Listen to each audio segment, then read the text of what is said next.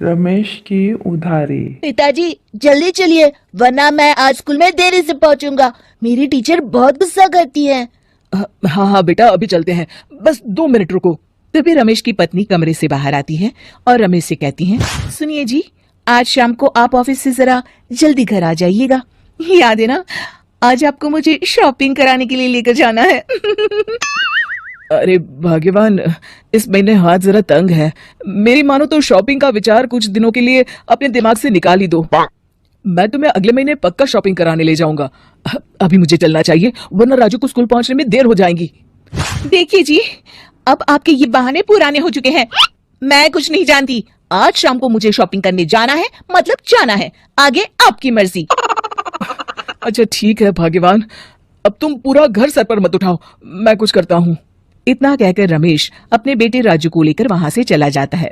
घर से निकलने के लिए रमेश जैसे ही अपनी मोटरसाइकिल शुरू करता है, तभी उसकी माँ उसे आवाज देकर कहती है, अरे रमेश, आज शाम को मुझे कुछ पैसे दे देना। याद है ना, मैंने तुझसे कहा था कि मुझे मंदिर में चढ़ावा चढ़ाना है।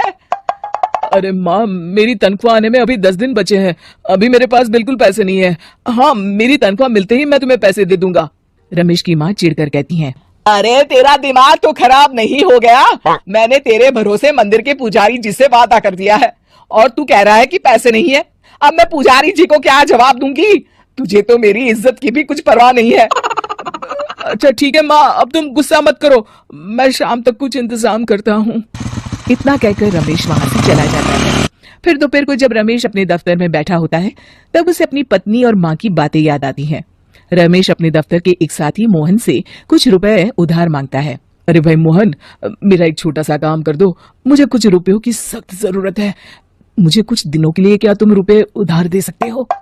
अरे रमेश भाई, मैं तुम्हें पैसे उधार तो दे सकता हूँ, लेकिन मुझे वक्त पर पैसे लौटा देना। वैसे भी मेरा मानना है कि दोस्ती यारी में कभी पैसों का व्यवहार नहीं करना चाहिए। ये कहावत तो तुमने सुनी ही होगी कि उधार प्रेम की कैंची है। मैं नहीं चाहता कि पैसों को लेकर हमारा रिश्ता खराब हो। अरे मोहन, तुम बिल्कुल चिंता मत करो, मैं तुम्हारे पैसे वक्त पर लौटा दूंगा।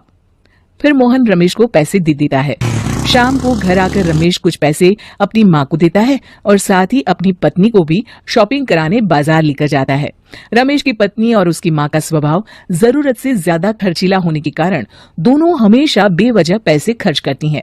फिर एक दिन, सुनिए जी, अगले हफ्ते हमने छुट्टियों में कहीं बाहर जाने का प्लान बनाया था। आपने पैसों का इंतजाम कर लिया ना? अरे अभी कहाँ, अभी तो मेरे पास बिल्कुल पैसे नहीं है, हम कभी और चले जाएंगे। देखिए जी, मैंने सभी सहेलियों से कह दिया है कि मैं बाहर घूमने जा रही हूँ। अगर मैं नहीं गई तो सब मुझ पर हंसेंगी। आप कहीं से भी पैसों का इंतजाम कीजिए जी। इतना कहकर रमेश की पत्नी वहां से चली जाती है। वहीं दूसरी तरफ रमेश की माँ भी तीर्थ यात्रा जाने की जिद करती है और रमेश से पैसे मांगती है। फिर अगले दिन रमेश एक सेठ से पैसे उधार लेकर अपनी पत्नी और बेटे को घुमाने ले जाता है और अपनी माँ को भी तीर्थ यात्रा पर भेज देता है। लेकिन जैसे ही रमेश अपनी छुट्टियां बिताकर वापस आता है, कर्जदार उसका जीना मुश्किल कर देते हैं। इतना ज्यादा कर्ज एक साथ अपने ऊपर देख रमेश काफी परेशान रहने लगता है। फिर एक दिन राजू की स्कूल की फीस वक्त पर न भर पाने के कारण रमेश को स्कूल में बुलाया जाता है। स्कूल के प्रिंसिपल साहब रमेश को सख्त हिदायत देते हैं कि अगर वक्त पर स्कूल की फीस नहीं भरी गई तो उनके बेटे का नाम स्कूल से काट दिया जाएगा। अपने बेटे की स्कूल की फीस भरने के लिए रमेश अपने दोस्त गिरधारी से कुछ पैसे उधार ले लेता है और स्कूल की फीस भर देता है। रमेश की माँ और उसकी पत्नी खर्चे और घर की जिम्मेदारी संभालते संभालते धीरे धीरे रमेश पूरी तरह कर्ज में डूब जाता है। और तभी एक दिन दफ्तर में काम करते समय रमेश की तबीयत अचानक बिगड़ जाती है और वो बेहोश होकर गिर पड़ता है। उसे जल्दी से पास के एक अस्पताल में भर्ती कराया जाता है। रमेश के घर वालों को ये बात पता चल जाती है तो वे सभी अस्पताल पहुंचते हैं। अस्पताल के डॉक्टर साहब उन्हें बताते हैं, देखिए, देर रात तक जागने और जरूरत से ज्यादा काम करने की वजह से इन्हें चक्कर आ गया था। बेहतर यही होगा कि इन्हें कुछ दिनों के लिए पूरी तरह आराम करने दिया जाए। रमेश की हालत देखकर उसके बेटे राजू को बहुत गुस्सा आता है और वो अपनी दादी और माँ से कहता है, माँ, दादी, मैं इतना छोटा हूँ, फिर भी मैं इतना समझता हूँ कि पिताजी दिन रात दफ्तर में काम करके पैसे कमाते हैं। पिताजी अकेला पूरा घर संभालते हैं और आप दोनों अपने फिजूल के खर्चों के लिए उन पर दबाव डालते रहते हैं। आज पिताजी की हालत के जिम्मेदार तो आप दोनों हैं। राजू की समझदारी भरी बातें सुनकर रमेश की माँ और पत्नी को अपनी गलती का एहसास होता है और दोनों की आंखों में आंसू आ जाते हैं।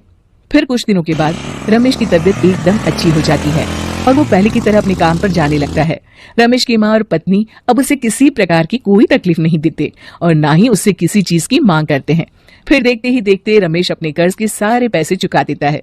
उसकी जिंदगी पहले की तरह अच्छी हो जाती है और वो अपने परिवार के साथ खुशी खुशी रहने लगता है। शिक्षा, हमारे रिश्ते एक तराजू की तरह होते हैं जिसकी दोनों ओर जिम्मेदारी और समझदारी का वजन बराबर होना